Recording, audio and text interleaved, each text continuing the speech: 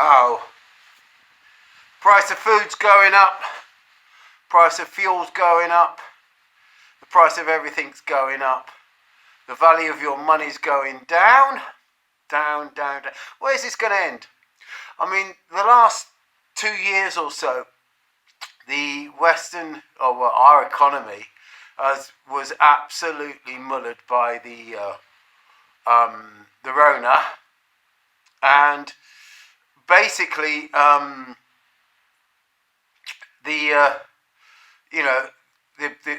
they printed money again. Since 2008, this quantitative easing has been, instead of sort of like being on the gold standard and everything like that, like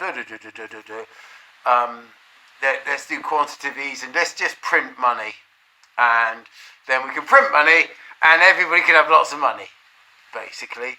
But the problem is that devalues your currency in the end. That's the only way. That's the only thing that can happen in the long term. It's going to devalue our currency.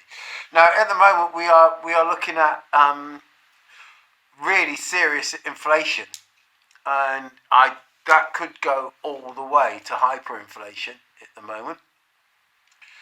And it's the collapse of Western economy, the collapse of the British economy, and what's more, what the sanctions that they've done, that they've put onto the Russia over the Ukraine war, are going to backfire completely. We depend on Russia for oil, grain, and precious metals. Lots of stuff we declare on, we depend on Russia for. We are absolutely dependent on Russia for these commodities, and yet we're sort of like attacking the ruble.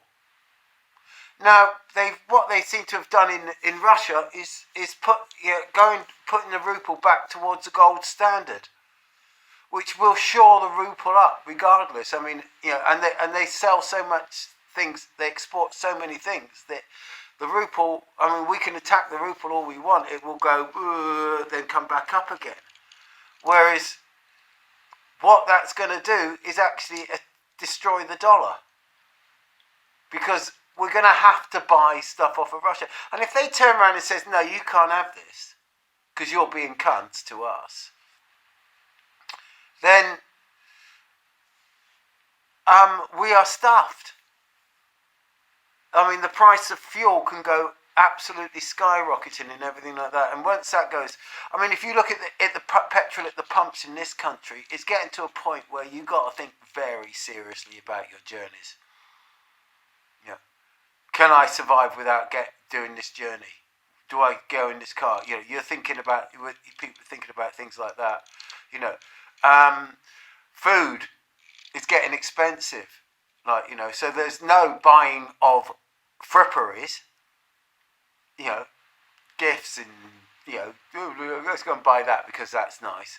No, because the money that you've got, you're going to have to spend on food, fuel, heating, what have you, and make it last.